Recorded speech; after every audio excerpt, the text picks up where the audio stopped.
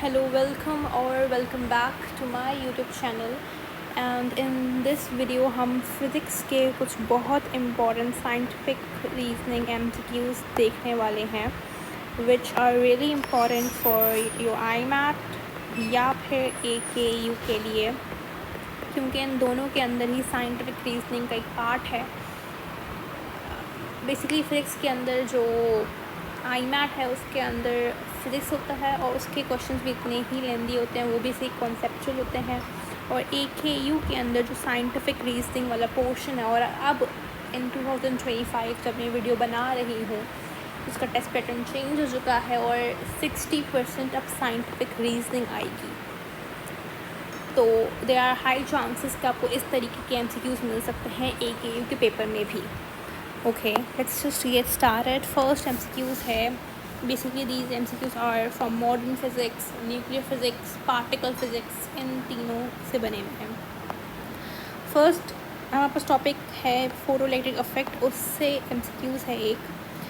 When light of sufficient frequency falls on a metal surface, electrons are ejected. Which of the following best explains why increasing the intensity of light does not increase energy of emitted electrons? ठीक है, ये एक बहुत ही basic और बहुत ही अच्छा concept है intensity और एनर्जी का. मैं बता दूँ कि अगर हम लाइट की इंटेंसिटी बढ़ा दें, ठीक है, अगर आपने मेरी वीडियो देखी है फोटो इलेक्ट्रिक इफेक्ट पे, तो आपको ये क्वेश्चन तो बिल्कुल देख के आ जाना चाहिए.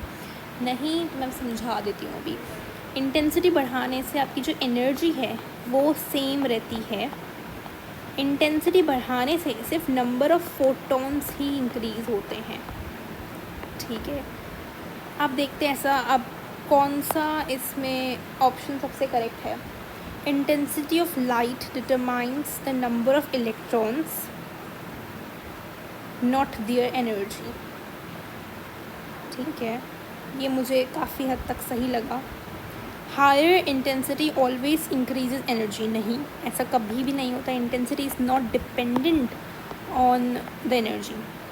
Next, electro energy depends on the metal's temperature. No.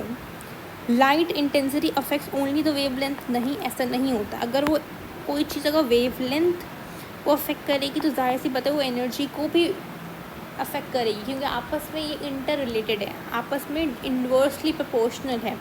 तो वेवलेंथ पे भी कुछ असर नहीं होता. इस पर सबसे बेस्ट ऑप्शन, और मैं कहूँ एक ही ऑप्शन सबसे सही है, that is intensity of light determines the number of electrons, not their energy. ठीक है,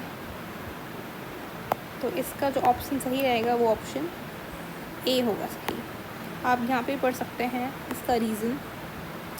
The energy of emitted electrons depends on the frequency, not intensity of incident photons.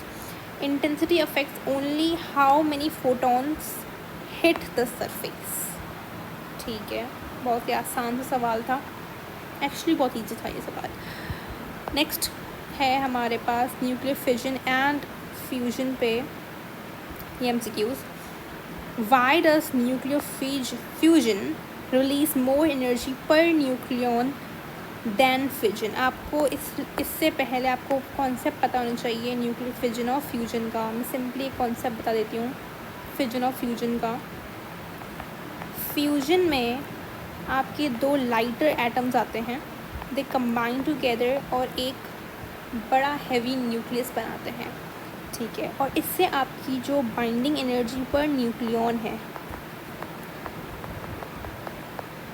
अब बाइंडिंग एनर्जी पर न्यूक्लियन क्या चीज़ है मैं बता दूं. देखिए, आपकी जो न्यूक्लियस है, ठीक है, न्यूक्लियस के अंदर क्या है? प्रोटॉन है और न्यूट्रॉन है. ये दो आपस में साथ रहते हैं. ठीक है, अब इनके पास एक एनर्जी होती है जो इनको आपस में साथ रखती है. ठीक है, समझिए ये दो लोग, एक प्रोटॉन एक इंसान है, न्यूट्रॉन एक इंसान है, और ये दो आपस में रहते हैं.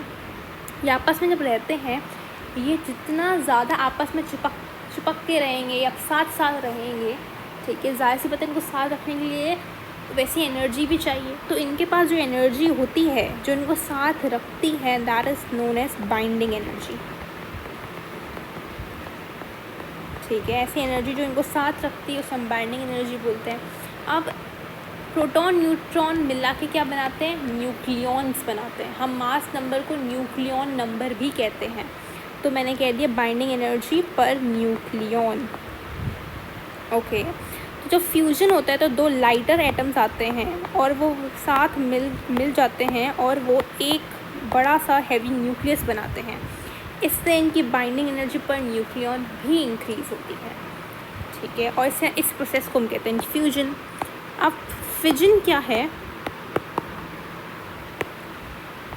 फिजन क्या चीज़ है, फिजन मीन्स तोड़ना, मतलब break down.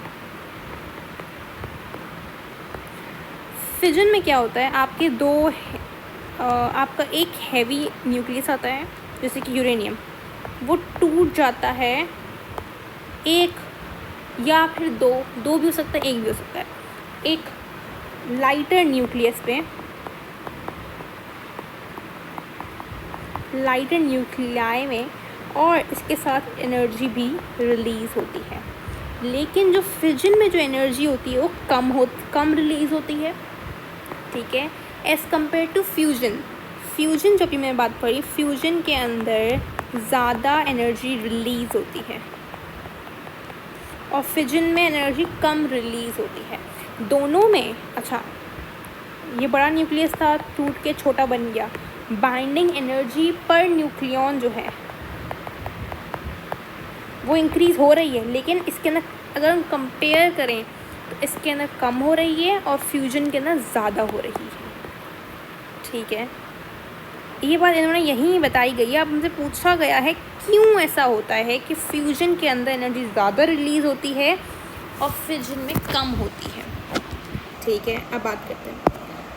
Fusion creates radioactive waste, नहीं, ऐसा नहीं होता। Fusion combines heavy nuclei into heavier ones, नहीं, ऐसा नहीं होता। फ्यूजन के दो लाइटर होते हैं और वो कंबाइन होकर एक बड़ा हैवी बनाते हैं। दो लाइट मिलते हैं और एक हैवी बनाते हैं।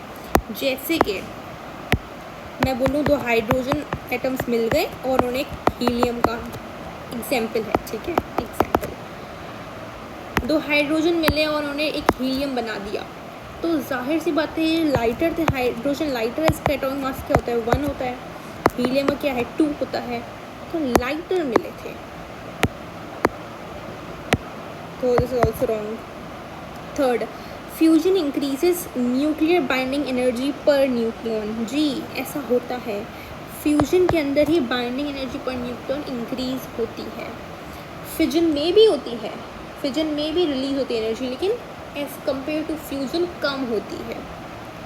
Fission is a natural process, fission एक नेचुरल प्रोसेस है। हमारे पास अर्थ पे तो फिजन नहीं होता।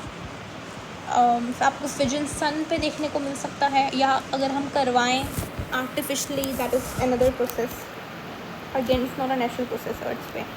तो हमारे पास जो बेस्ट ऑप्शन यहाँ पे रहेगा दैट वुड बी सी। ठीक है, ये रही इसकी एक्सप्लेनेशन भी।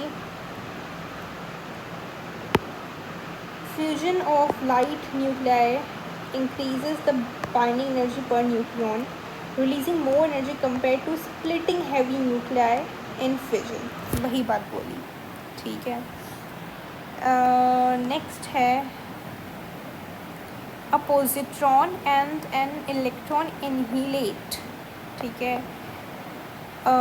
इसको बोलते हैं इनहीलेशन का जो प्रोसेस है।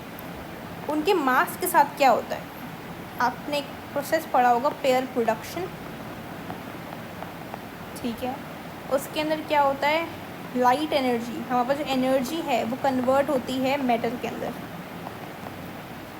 ठीक है, एनहीलेशन में क्या होता है, एनहीलेशन इसका जो है अपोजिट प्रोसेस है और इसके अंदर जो मैटर है वो कन्वर्ट होता है एनर्जी के अंदर।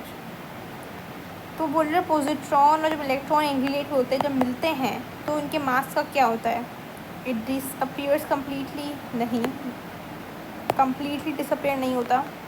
इट बिकम्स डार्क मैटर, नहीं, it converts into photons, yes, photons के अंदर, क्योंकि हमने बोला ना एनर्जी के अंदर कन्वर्ट हो जाता है, तो फोटॉन्स के अंदर कन्वर्ट हो जाता है। It is absorb into the nucleus, नहीं, ऑप्शन सी इसका करेक्ट ऑप्शन है। The mass is completely converted into energy, specifically into gamma photons. E is equal to mc square. ठीक है, ये थी इसकी explanation and I'm done with this video. We'll be solving more these MCQs in the next video. Till then, stay tuned, and if this video has actually helped you, do not forget to like, share and subscribe to my channel.